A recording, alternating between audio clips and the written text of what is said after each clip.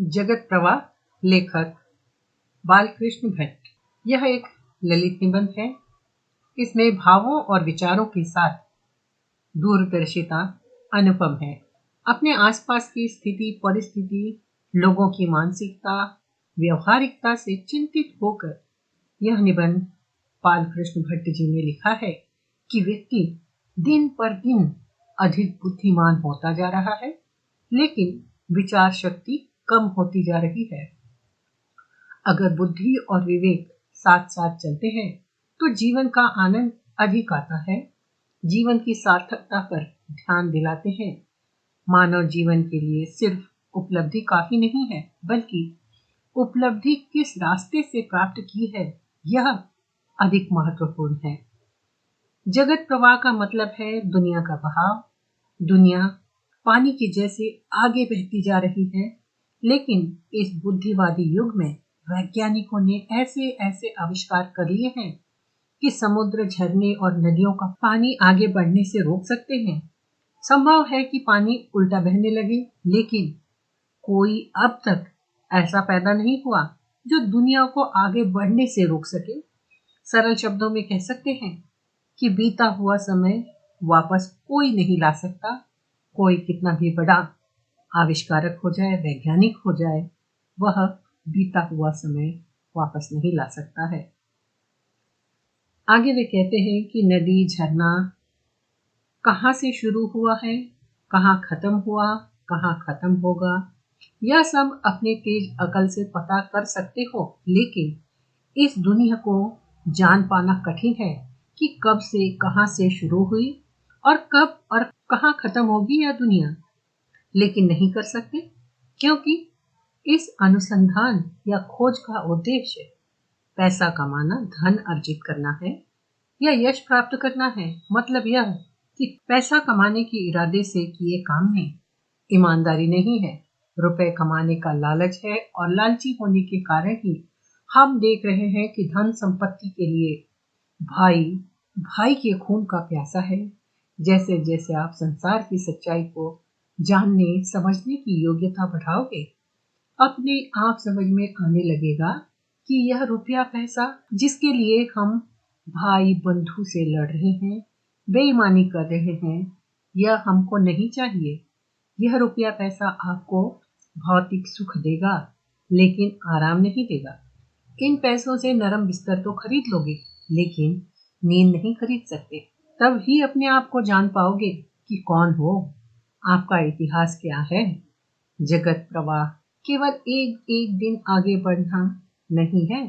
अर्थात लेखक का कहने का मतलब यही है कि व्यक्ति इस अंधी दौड़ में भागे जा रहा है, लेकिन कहाँ पहुंचना है वह नहीं जानता है, और बाद में केवल पछतावे के कुछ नहीं रह सकता, क्योंकि बीता हुआ समय वापस नहीं आ सकता। व्यक्ति अपनी गलतियों को वापस सुधार कर उन्हें जी नहीं सकता। अर्थात जीवन को तो आगे बढ़ना ही है, तो क्यों ना अपने इरादे साफ सुथरे, ईमानदारी और अपने रास्ते पहले से ही तय कर लिए जाएं। आगे लेखक कहते हैं कि उन्होंने अपने मित्र वृंदावन के पास एक व्यक्ति को भेजा जो अपना नाम सिद्धार्थक बताता है। लेखक का मित्र वृंदावन बहुत बुद्धिमान है, लेकिन वह भी सिद्धार्थक की बातों पर मोहित हो गया। दोनों एक साथ गाड़ी में बैठकर अपने ठिकाने पर पहुंचते हैं।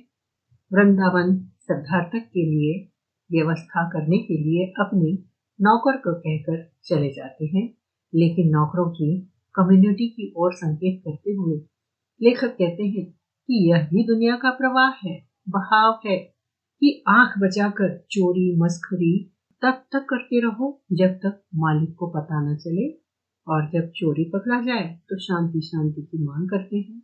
भ्रष्टाचार में पड़े यह भूल जाते हैं कि अशांति के बीच में रहने वाले को शांति कहाँ मिलेगी। अर्थात साफ शब्दों में लेखक यह कह रहे हैं कि अगर कांटे बोओगे, कल्टीवेट करोगे, तो फूल कैसे मिलेंगे। इस बात की सत्यता राम या युधिष्ठिर के समय में पूछे या आधुनिक काल के जमशेदजी टाटा या दाराशिको, जो मध्यकालीन इतिहास का व्यक्ति जिसे ज्ञानी होने के कारण पंडित भी कहते थे, या सिकंदर जैसा व्यक्ति हो, सभी को इस दुनिया के बहाव में बहकर खत्म होना पड़ा है। मतलब यह कि आदिकाल से हम देख रहे हैं कि इस दुनिया के प्रवाह में हमें आगे बढ़ते जाना है, आगे बढ़ते बढ़ते इस दुनिया से चले जाना है, चाहे वह व्यक्ति कितना ही शक्तिशाली धनवान क्यों ना हो। इस संसार को कोई भी आगे बढ़ने से रोक नहीं सकता, चाहे भगवान के अवतार हो, चाहे बुद्धिमान हो, ज्ञानी हो, सत्यवादी हो, शक्तिशाली हो, सभी को जाना है। कोई भी स्थिर नहीं है, संसार रूपी नदी के बहाव में बह जाना है। फिर क्यों बेईमानी, षड्यंत्र, चोरी चकारी, भेदभाव आदि अनेक बुरे कार्य करना।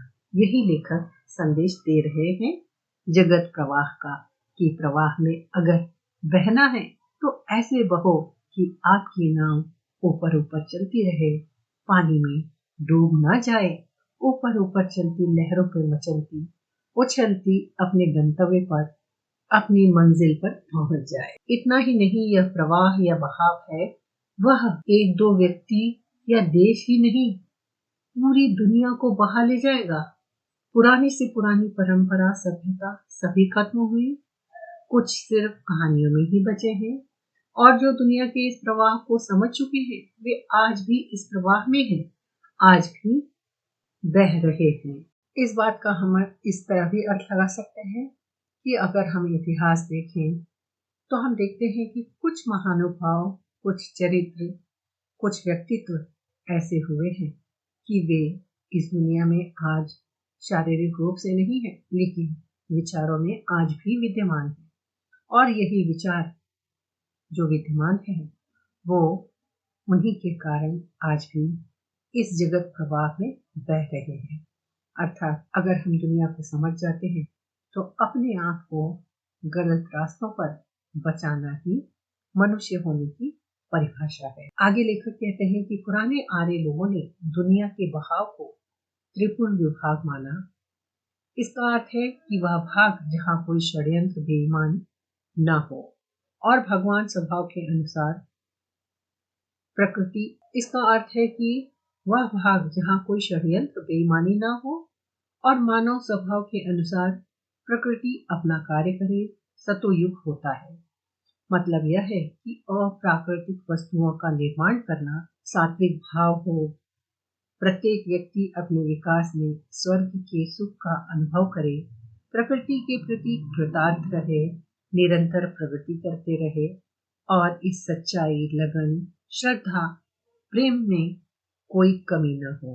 अर्थात प्रकृति को अपने हाथ में लेने की जो धृष्टता बुद्धिवादी युग ने की है, उन्होंने प्रकृति का विनाश किया है और प्रकृति के इस विनाश के जिम्मेदार भी हम हैं और उसके बुरे परिणामों को भुगतने वाले भी हम ही हैं। आगे यह श्लोक आता है, कृता कृत्या प्रजा जात्या तस्मात् कृत युगम विदुः।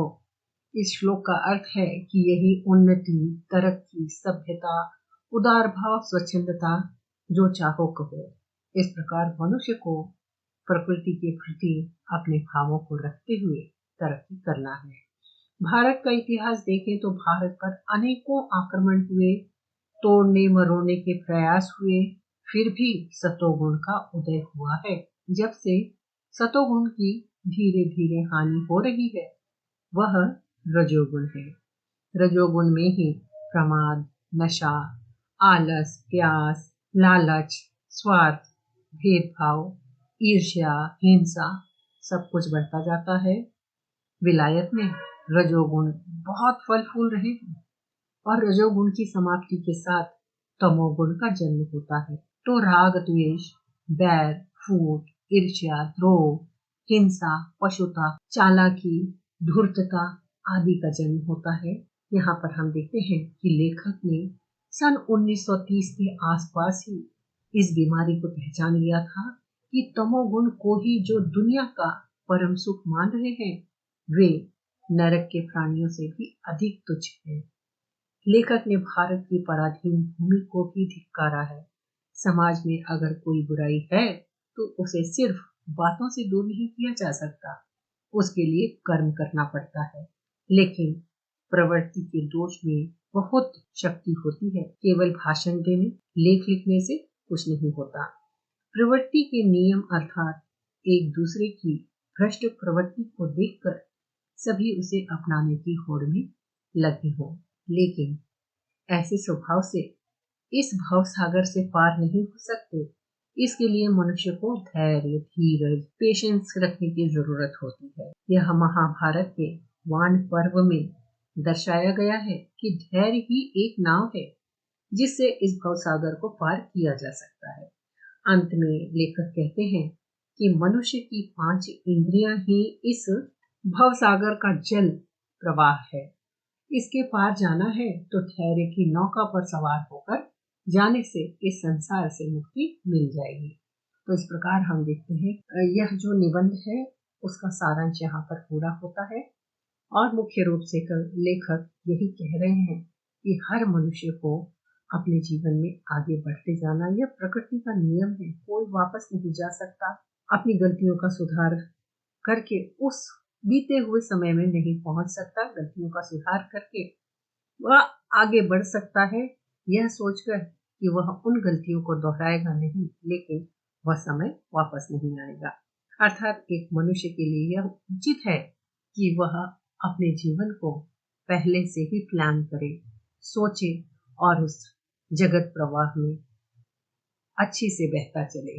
अब हम इसकी विशेषता देख लेते हैं। जगत प्रवाह निबंध के लेखक ने दुनिया के बहाव के बारे में कहा है कि हर दिन नया दिन आता है। बुद्धिमान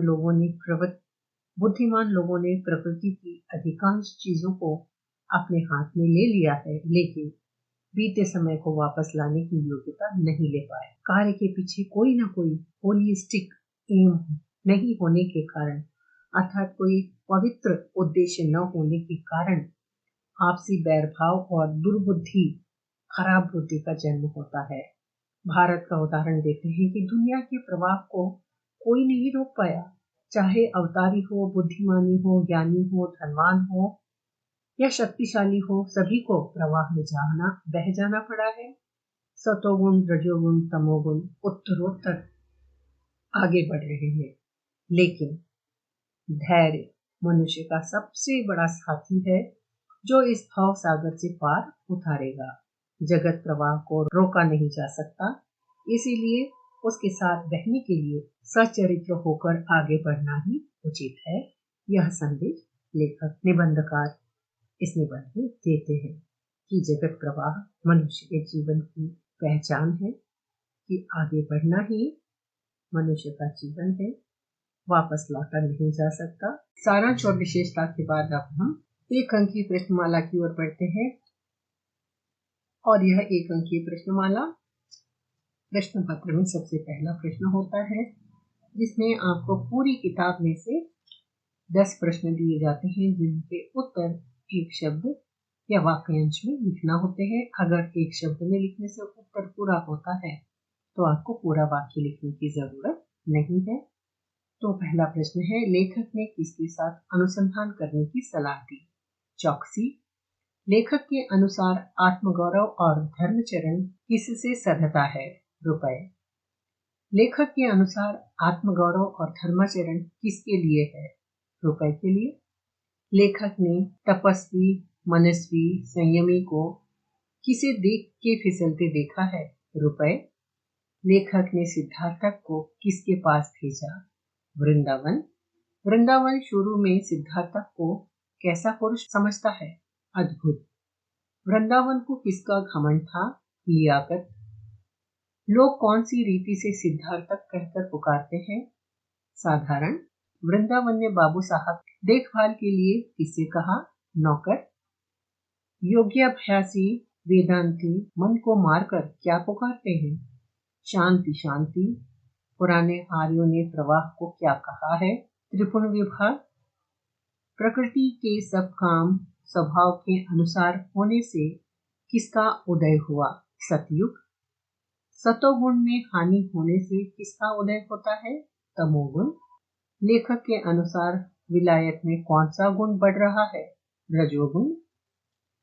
युग संध्या के क्रम पर कौन से गुणों की तरक्की होती है? तमोगुण। कालचक्र की कैसी गति हिंदुस्तान में तमोगुण को प्रवाहित कर रही है? वक्र। प्रवृत्ति के नियम में कैसी शक्ति है? मोहिनी। प्रतिदिन किसके उदय और अस्त होने से उम्र घटती है? सूर्यदेव। लेखक ने प्रवाहमय भवसागर से पार होने के लिए क्या उपाय बताया है? धैर्य। महाभारत के कौन से पर्व में जन्म मरण की महानदी का रूपक कहा है? वान पर्व। महाभारत के वान महानदी से पार होने के लिए किसकी नौका का उदाहरण दिया है? धैर्य। और अंतिम प्रश्न है, जगत प्रवाह लेखक का नाम क्या है? बालकृष्ण भट्ट। तो इस प्रकार हम देखते हैं कि यह पहला प्रश्न पूरा होता है।